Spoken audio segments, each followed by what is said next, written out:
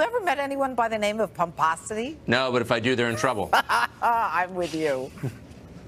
See you, Janine. All right, take care. Welcome to this special edition of Hannity, the Trump Agenda. I'm Janine Pirro, in for Sean tonight. President Trump pulling the plug for now on a potential nuclear summit with North Korean dictator Kim Jong-un. And tonight, North Korea is responding by saying it's still willing to sit down with the U.S. at any time. In a statement earlier today, President Trump announced that he's shutting down the summit because of, quote, tremendous anger and open hostility coming from the North Koreans. The commander-in-chief didn't mince words earlier today. Take a look. Well, many things can happen, and a great opportunity lies ahead, potentially. I believe that this is a tremendous setback for North Korea and, indeed, a setback for the world. I've spoken to General Mattis and the Joint Chiefs of Staff and our military, which is by far the most powerful anywhere in the world, that has been greatly enhanced recently, as you all know, is ready if necessary. Likewise, I have spoken to South Korea and Japan, and they are not only ready should foolish or reckless acts be taken by North Korea, but they are willing to shoulder much of the cost of any financial burden, any of the costs associated by the United States in operations if such an unfortunate situation is forced upon us. If and when Kim Jong-un chooses to engage in constructive dialogue and actions, I am waiting. In the meantime, our very strong sanctions, by far the strongest sanctions ever imposed, and maximum pressure campaign will continue. A lot of things can happen, including the fact that perhaps, and would wait, it's possible that the existing summit could take place or a summit at some later date. Nobody should be anxious. We have to get it right. Secretary of State Mike Pompeo is reiterating the president's peace through strength approach to this new development in the nuclear showdown with Kim Jong-un. Take a look. We always knew, too, that there could be a summit that didn't work, that ultimately was unsuccessful. And so there's been a great deal of work to think about what happens when you're at a moment when you don't have the opportunity sitting right in front of you. Can you share with us any other insights about how the administration is looking at what should happen next? Yeah, in some ways it's situation normal. The pressure campaign continues. And the Pentagon is saying it is ready to counter any potential North Korean aggression. Take a look. The Secretary spoke to the President today, and we are still continuing the maximum pressure campaign. That hasn't changed for us. So in terms of we are ready to fight tonight, that's always been the case. Right now, we're at our level of good readiness. We're in a boxer stance. We're ready to respond. We'll see what develops over the next few days. If any provocative actions occur from DPRK, we'll certainly, in concert with our allies and partners in the region, be ready for it. At the White House tonight with the latest details is Fox News chief national correspondent Ed Henry. Ed?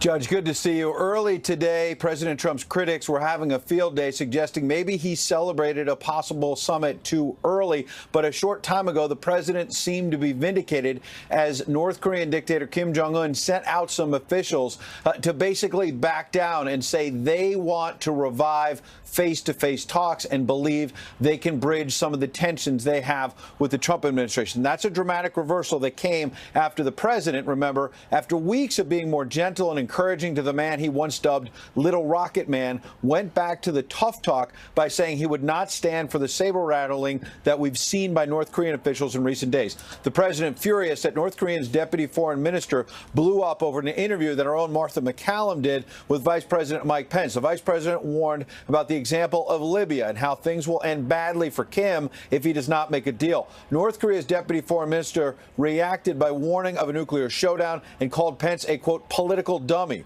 So in a letter to Kim that officials here say the president dictated himself, the commander-in-chief cited the recent, quote, anger and open hostility as the reason for scrapping the summit and added the warning, you talk about your nuclear capabilities, but ours are so massive and powerful that I pray to God they will never have to be used. Now, Democrats like Nancy Pelosi reacted to the letter to Kim by mocking the president's tone, which they called soft. But she may eat those words now that North Korea appears to be backing down. Watch. I think it's a good thing for Kim Jong-un. When he got this letter from the president saying, okay, never mind, he must be having a giggle fit. In this very chummy, palsy-walsy letter to Kim Jong-un, Kim Jong-un is the big winner. If and when Kim Jong-un chooses to engage in constructive dialogue and actions, I am waiting.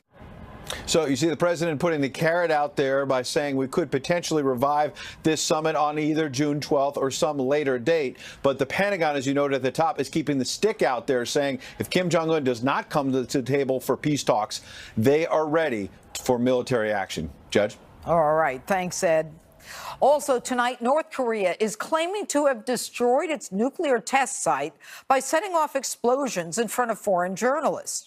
Joining us now with reaction to this is retired CIA senior intelligence officer and Fox News contributor Daniel Hoffman. Good evening, Daniel. Good evening, Judge. Now, they say that they've blown up this nuclear site. I mean, how do we know that that is the case? I think there were some observers there, but we also know that Chinese seismologists assessed that the site was really no longer able to be used without great risk of environmental damage in China. And I would just make a comment on the previous segment on Ed Henry's comments. What we, I think, have been witnessing from North Korea is a bit of diplomatic brinkmanship. They're trying to enhance their own standing in anticipation of a summit and weaken ours. And we saw the president respond strongly, forcefully, with a reminder that our military is able and ready to strike if needed, that we're working with our allies. We're going to continue maximum pressure. But at the same time, if North Korea is ready to talk, we're here to listen. You know, what's interesting about what happened is you almost couldn't keep up with what was going on today. I mean, from the beginning with North Korea's, I believe it's their longtime nuclear negotiator saying that, you know, our acts are unlawful and outrageous based upon an interview that Vice President Pence did with Martha McCallum. Next thing you know, the president sends out a letter saying we're going to pull out of this. Next thing that happens is you've got Pompeo then reading Trump's letter saying, I look forward, from Kim, saying, I look forward to meeting with you. But the president is also saying at the same time, our nuclear capabilities are bigger than yours, and I pray to God we'll never use them. Now we have North Korea saying, hey, we're ready to sit down. Is this negotiations? Is this how they do it, or is this a poker game? I mean, it is. It's a bit of a whirlwind, for sure. I think all those comments about our National Security Advisor, John Bolton, and Vice President Pence, those were just excuses for policies North Korea was, or tactics North Korea was going to use regardless. And I think we are in for, we've been conducting private negotiations. You may recall that Secretary Pompeo visited North Korea, had very good discussions in private. And we've also been having these overt negotiations. They've already begun. The problem is we have decades of failed policy, and the North Koreans have this muscle memory of being used to receiving economic benefits just for showing up at the table. And the president has made it clear that that's not what we're interested in doing anymore.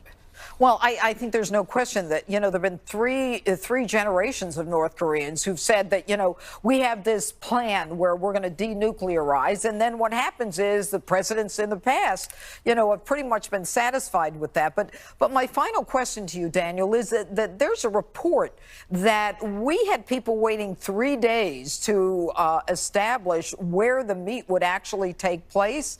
And the North Koreans didn't meet with us to make those final plans? Right. I think, again, that just falls back on their tactics. I think they're really trying to determine how serious we were about the summit and what they could gain from us. And if they felt like more than anything, we just wanted to show up for the summit, which would give Kim Jong-un some international standing at no price to pay, Well, then maybe that's what they were trying to achieve. But what they got instead was a reiteration of our policy of strength and a clear delineation of what is going to be required of North Korea in order for this summit to take place. All right. Thank you, Daniel. And President Trump's tough talk with North Korea today should not come as a surprise. It's an approach that he's taken for months. Remember this? We are settling and we're going to do something now. One way or the other, we have to do something. We cannot let that situation fester. We cannot let it happen. Little Rocket Man, he is a sick puppy. North Korea is a country ruled as a cult. At the center of this military cult is a deranged belief in the leader's destiny to rule as parent protector over a conquered Korean peninsula and an enslaved Korean people. This man will not get away with what he's doing, believe me. And if he utters one threat in the form of an overt threat, which, by the way, he has been uttering for years and his family has been uttering for years, or if he does anything with respect to Guam or any place else that's an American territory or an American ally, he will truly regret it, and he will regret it fast. Joining us now with reaction are Florida Republican congressional candidate Lieutenant Colonel Michael Waltz, co-author of Reaper, Brigadier General Tony Tata, and U.S. Army veteran Brett Velikovich. All right, gentlemen, I'm sure you've kept up with it as I have, and it's almost like a game of chess. And clearly, this is something that has been is the way that negotiations have taken place in the past. But General Tata, I'm going to start with you first. We did get 3 hostages back, and there is apparently some destruction of nuclear sites and a promise to destroy more. Have we given up anything in exchange for that? We've given up nothing, and we've gotten everything that we could have wanted before the summit happened. And what we're seeing is the art of the deal in action here, Judge, and live before our own eyes. For those who didn't read the book, they get to now watch the movie. And President Trump understands that he is a commander-in-chief of the most powerful country in the world, and he mentioned $700 billion twice, during his press conference today, and that number is the size of our defense budget, and this was his strategic messaging to North Korea. He understands the leverage that he has here, and that $700 billion number of our defense budget is 25 to 30 times the size of the gross domestic product of North Korea. So if you're on the North Korean side and you hear that number, that's an overwhelming figure. And then he just magically weaves together the diplomatic, information, military, and economic elements of national power, and really that's the maximum pressure campaign that he referenced in his speech today. All right, Brett, and I'll go to you. The role of China in all of this, the president seems to have indicated that after a second meeting with President Xi of China, that Kim Jong-un seemed to have changed his tone. He signaled that, I believe it was yesterday.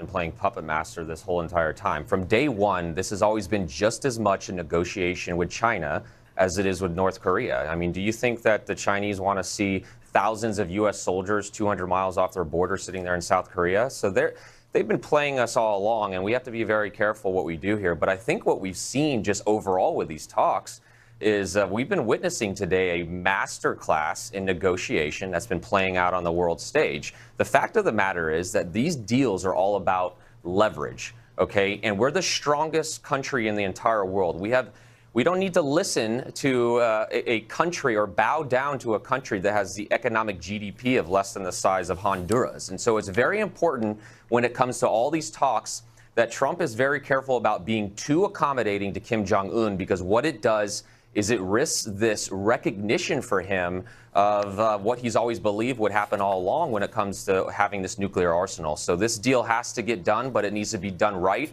or not at all. And in the end, we've taken back control here. All right. And Michael, I want to ask you about the, Sure. this morning, the president pulls out of the summit. The last thing tonight is that North Korea is saying, you know, we're ready to sit down at any time. What does that mean for people in the military? I mean, that's your background. That's who you are. What is going on in the Pentagon right now? Well, President Trump has shown strength from day one as commander-in-chief, and I think he's been absolutely right on North Korea since day one, despite all of his critics. This is not President Obama who's going to take the military option off the table before he even gets to the table. President Trump knows and has always known that diplomacy needs the credible use and needs the credible threat of military force. And not only do we have that, the North Koreans have seen President Trump train and equip and fund our military how it needs to be funded. So he has come into this with 3 key preconditions, in that military exercises with our South Korean allies and our Japanese allies will continue.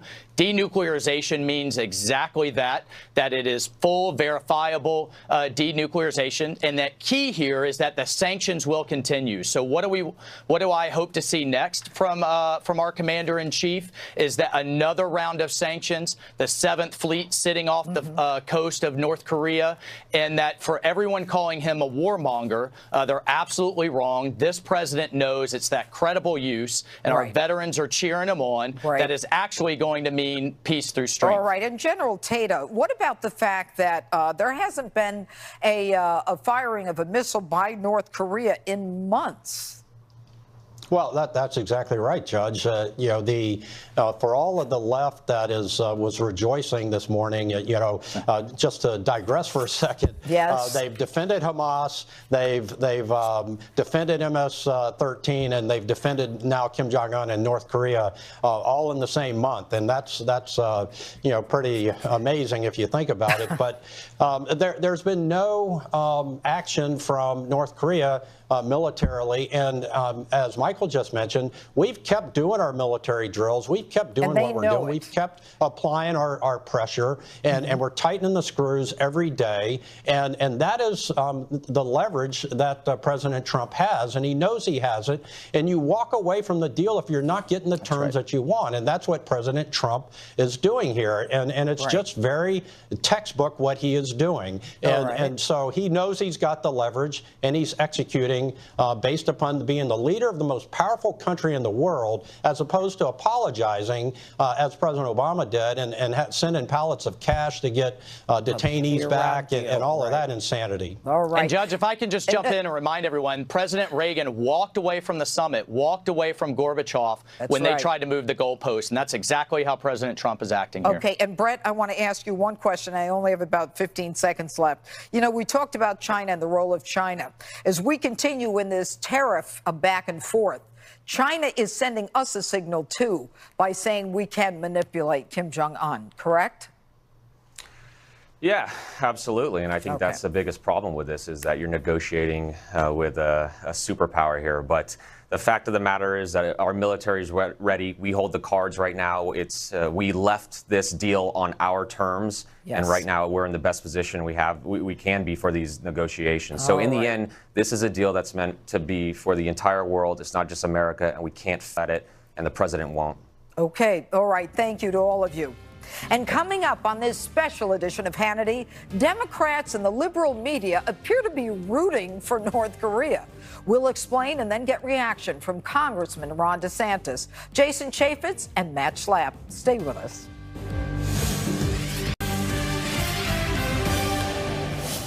Welcome back to this special edition of Hannity, the Trump Agenda.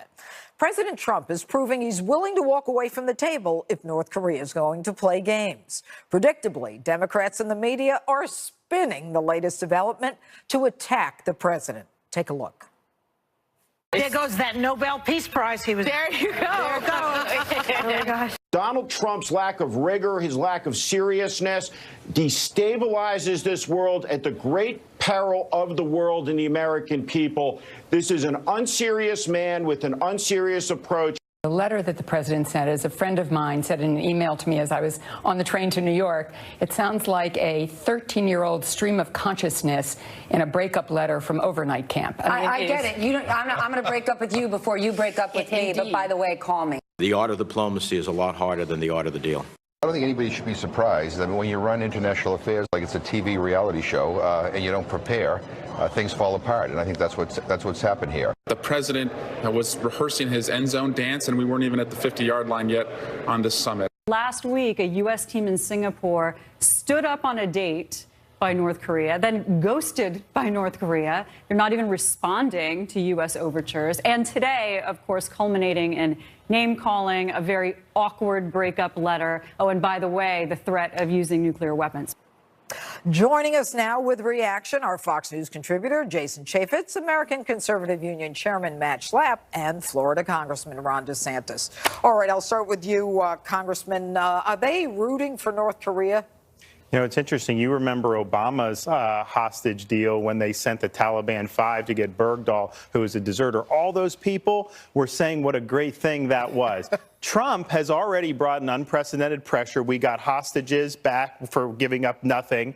And look, when the conditions aren't right, you got to make a decision. Reagan was right when he walked out on Gorbachev at Reykjavik. I think the president was right to do that now. But this isn't over. And I think you're going to see more pressure brought to bear. And I think we have a better chance of having success under Trump than any president we've had in the last 25 years. You know, Jason, they talk about the fact that, you know, the president isn't measured and, you know, he's going to get us into a nuclear war. I mean, isn't the reality that he's very measured? Because if you just go through the timetable today, and I did, there are like 6 things that happened. At the end of the day, North Korea is saying, yeah, we're ready to go. Trump said, the president actually said, I pray to God I don't have to blow you out of the water, basically.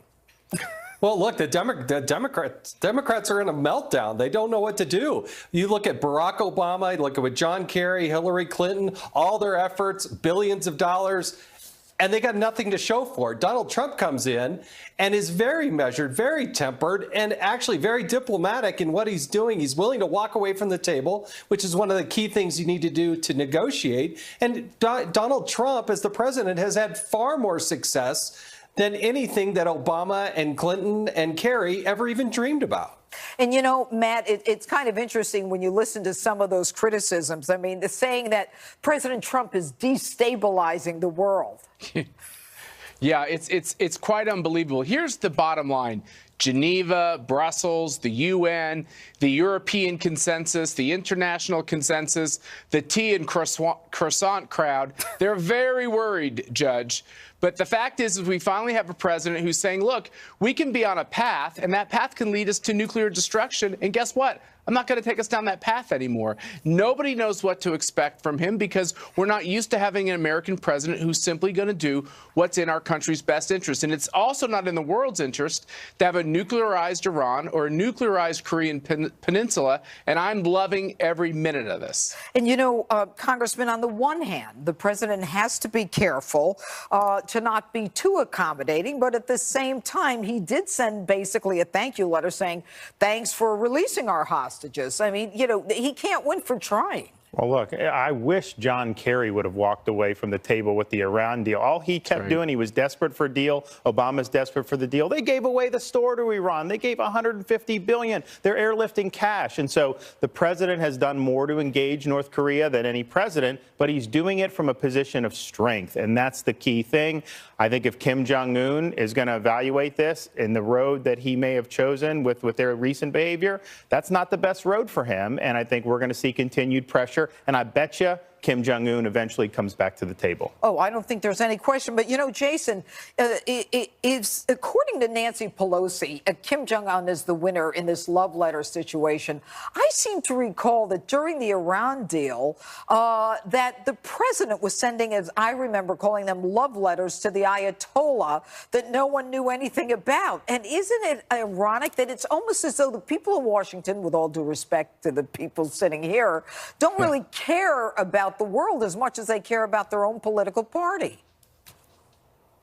Oh, Nancy Pelosi is downright giddy that these things may break down. But I got to tell you, this is the difference. Donald Trump is actually leading. He's a leader. under Barack Obama, they were leading from behind. And that was a very true sentiment because they just did not know how to use the might of the United States of America to put us in the winning position. Donald Trump understands that. We have the strongest hand. He's willing to walk away from the table. And we've had more success with Donald Trump than anything that they've had. But it is disgusting to hear and see what the Democrats are doing. They don't want us to be successful. It's really sad. Well, and finally, Matt, I mean, there is no peace without strength, but at the same time, these backdoor negotiations are going on. That's and right. I can expect that they're still continuing today. Yeah, that's exactly right, Judge. There's an elaborate array of conversations and negotiations going on with all the major hotspots, including North Korea.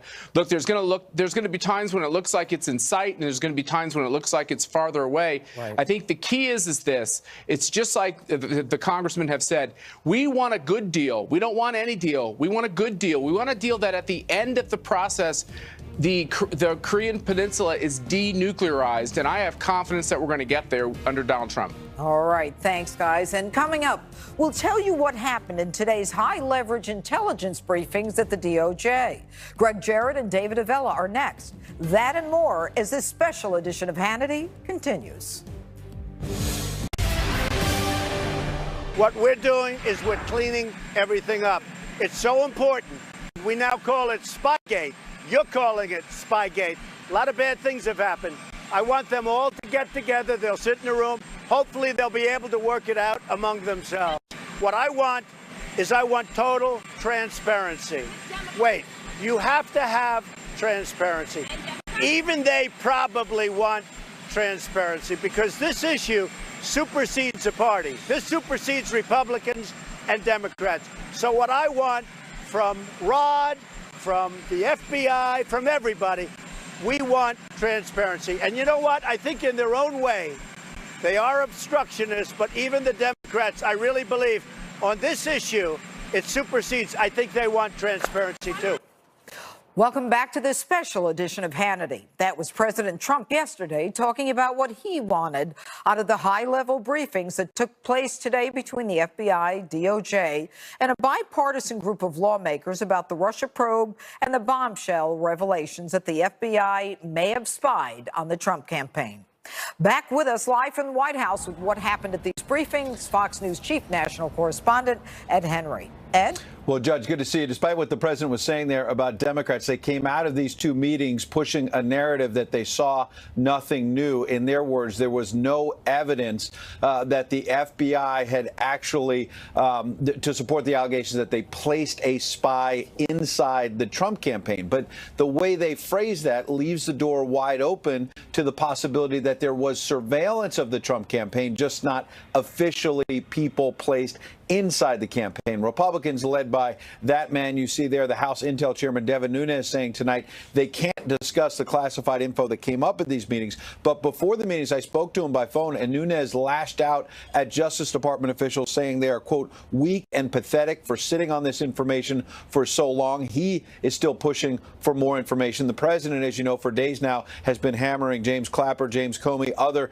former intelligence and FBI officials for denying there was any surveillance. Clapper charging the president is twisting his words from a book tour when the president tweeted this morning, quote, Clapper has now admitted that they were spying on my campaign. Large dollars paid to the spy, far beyond normal, starting to look like one of the biggest political scandals in U.S. history. Spygate, a terrible thing. The president trying to brand it there, and some of his allies on the Hill are pushing for the truth. Watch. There are serious questions that need to be answered, and from my standpoint, the top priority of this investigation is to reveal to the public exactly what happened so we can restore confidence in both the FBI and the Department of Justice. Nothing we heard today has changed our view that there is no evidence to support any allegation that the FBI or any intelligence agency placed a spy in the Trump campaign or otherwise failed to follow appropriate procedures and protocols. Meanwhile, two powerful House Republicans, Trey Gowdy and Bob Goodlatte, say next month they're going to be bringing in 3 FBI officials for testimony about their handling of the Hillary Clinton email probe. So you can see, if you put that together with this long-awaited Justice Department Inspector General report about how the FBI and Justice Department handled the Clinton investigation, the revelations are still going to be coming, Judge. All right. Thanks, Ed. And joining us now with a reaction to Ed's report, the author of the book, The Russia Hoax, Fox News legal analyst Greg Jarrett, and GOPAC chairman David Avella.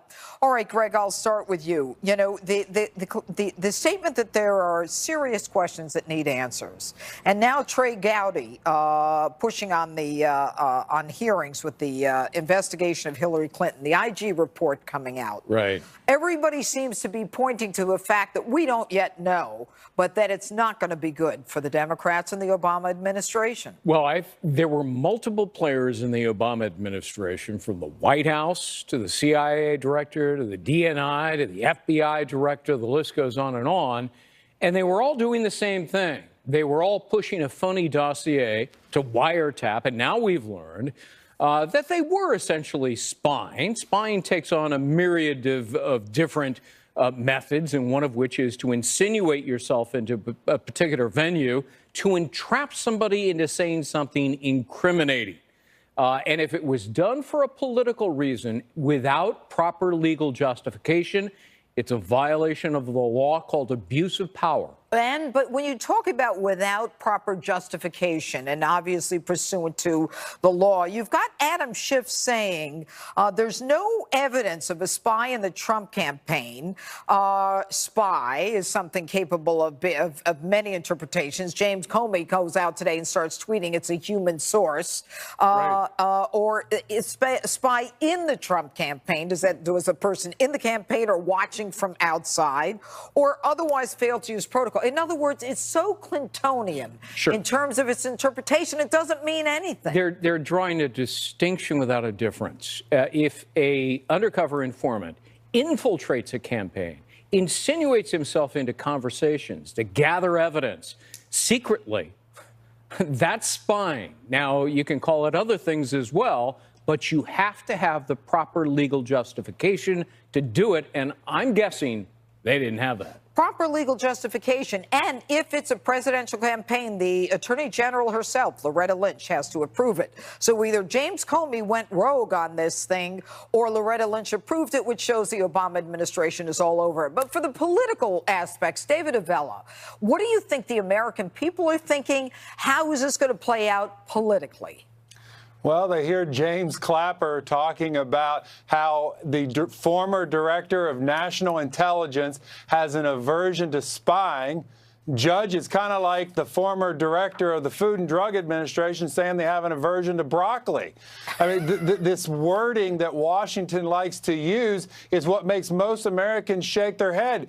And then we find out news that you had the FBI trying to redact information that had nothing to do with national security. Chuck Grassley, the senator from Iowa, came out today saying they wanted to redact the fact that Andrew McCabe, who Donald Trump fired, paid $70,000 for a conference room table that they wanted to keep Congress from knowing about. Now, it's information like that that Americans say, well, wait a second. Maybe we do need to get more Republicans put in Congress so that we can get some spending cuts put under control and get Congress to rein in the spending that the Justice Department's doing. You know, Greg, when you talk about the politics of it, the spin and the turnaround with the liberal media not really caring that there's a spy, a human source, or someone who was paid enormous amounts of money by the FBI. And we all know who the person is, but we're not saying who he is.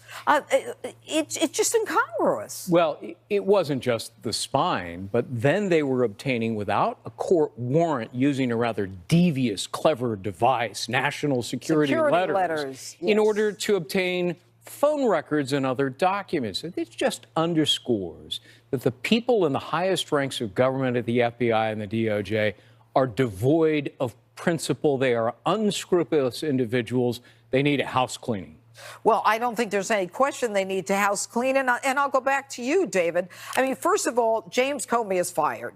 Andrew McCabe, deputy director of the FBI, he's out. And they really had to push him out. They did. Christopher Wray didn't want him out. Rybicki's out, chief of staff of the FBI. Baker's out, counsel for the FBI. Page of the Struck Page Love Birds, she's out. I mean, right now, doesn't this signal to the American people that this is a cabal that is so corrupt that we've got no choice but to recognize that the Obama administration was an administration that was focused on making sure that Hillary Clinton won? Yes. And you had Eric Holder, who left the job as Attorney General to go run an organization whose chief focus was to elect Democrats. That's what he's doing right now. His goal is to elect more Democrats to state and local offices around the country. Left the Obama administration to run this organization. Add to that, you now have the constant drumbeat by Democratic congressional candidates that it's time for impeachment. And the more Americans hear about that, and that's what's happening in these primaries, they're not nominating men and women who are out talking about job creation and how to keep the economy going and how to bring down more regulations and increase trade opportunities. No. What are they? Their message is all anti-President Trump. And the drumbeat for impeachment is going to continue the closer and closer we get to election as they continue to nominate more and more progressive candidates. All right. And I have to go over quickly. Emmett Flood being part of that Gang of Eight meeting today. He was seen with John Kelly. Any problems with that? No, I don't really. It's curious, I admit. But I think it was a step in the right direction to have the meeting today. More of those meetings. But divulging evidence needs to be had. Well, hopefully that's the goal. Anyway, thank you.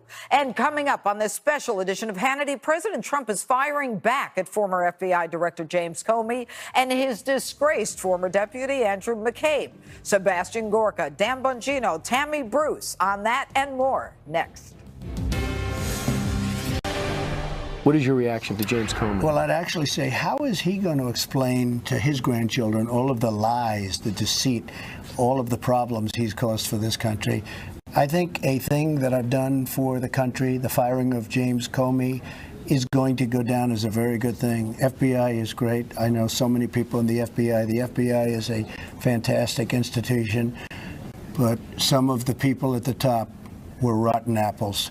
James Comey was one of them. I've done a great service for this country by getting rid of him, by firing him. So you have no problem explaining this to your grandchildren? No. That was President Trump on Fox and Friends talking about James Comey. And joining me now with reaction is Fox News national security strategist Sebastian Gorka, NRA TV contributor, former Secret Service agent Dan Bongino, and Fox News contributor Tammy Bruce. All right, the three of you, great guests. I love having you all on tonight. But I'll start with you, Tam, because you're sitting with me. Thank and you. Women before men. You understand that, guys, right? Okay. So why is it taking so long to get the information that we're trying to get, and will we ever get it? Well, look, they're stonewalling everyone because there's something to hide. That's normally why you don't hand over something when you're supposed to be the morally superior framework. You do that when you want to hide something. But let's remember the president there is very comfortable, it's obvious, because at this point, let's remember the context. Every single prediction he's made has come true, including one of the earliest ones where he declared that his campaign was being spied on. He was mocked. He was ridiculed. Clearly now that has been confirmed. So people are underestimating the president. When he says something like that, you should believe him. And he is correct. We've seen the behavior of Mr. Comey decline, the nature of his book, effectively the leaking of material that he wrote down with meetings with the president. All of these things indicate a man that has some problems. And I will also note that Joe DeGeneva has noted that there are individuals in the FBI who want to come and testify, talk about what's going on at the FBI, but they need to be subpoenaed so that they will have protections against the agency, and Congress will pay their legal bills. As whistleblowers. This is just the beginning as whistleblowers. And so, Sebastian Gorka, I mean, can the president himself declassify some of this information that we're trying to get, and will that short-circuit the whole thing? Absolutely. He has classification authority uniquely. He is his own adjudicating agency as well. So what he needs to do right now is to order the declassification of every document relating to the Crossfire Hurricane operation, which is political espionage against another party's candidate. And on top of that, the most important thing that he can do right now at the stroke of a pen, he needs to pull the clearances of Clapper, Comey, Brennan, and Hillary. What are these people doing, making comments on national television, still with clearances and picking up paychecks from CNN and MSNBC? Sebastian, hold on a second. These people are not in office anymore, and they still have security clearances? Yes. Well, is that for everybody? Does George Bush, well, he was a president. I don't really care much about that. But what are these people doing with clearances? Is there a requirement that it be taken from them? No, is there a regulation? It's just tradition that you keep it until it expires. Take their security clearance. Bongino, what do you have to say? Judge, Jim Comey's in a world of trouble. Two principal reasons. Number one, he has yet to explain what I'm calling paragraph 1. What do I mean by that? When I was a Secret Service agent, you write a case report on a case.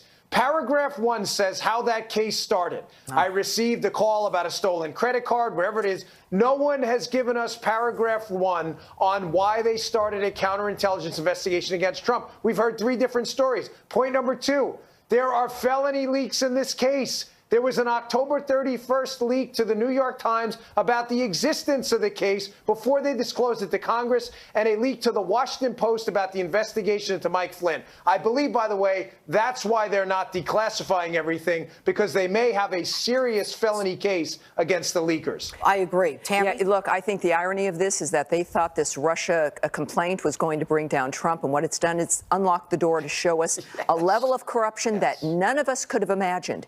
And this is where, and again, the right man at the right time, if anyone's got the discipline to see it through, to face these individuals who've had enormous worldwide power, it's Donald Trump. So this is the man, not just of the hour, but a man of fate. And this is a time where we've got to be able to get this done. It's being handed to us. And this is nonpartisan. Every individual's got to care, regardless of your party, regardless of what you think of the president at this point. Sebastian, I only have 15 seconds left. If this is the case, and if this thing was started, and they've lied, I'm not going to say they've lied, but they have so many different starting points. It was July. Now we know it's the spring. I mean, when is this going to be over? Do they try to just get in November and call it a day and impeach the president? Quickly. I think Robert Mueller is going to try and drop a report that will be used as a political weapon in the midterms, absolutely. But we have to have an investigation of the political espionage now, Judge. All right. That was good. That was just a few seconds. Thanks, guys. And coming up, President Trump is doubling down yet again on something that's driving Democrats and liberals crazy. We'll play you the tape as the special edition of Hannity continues.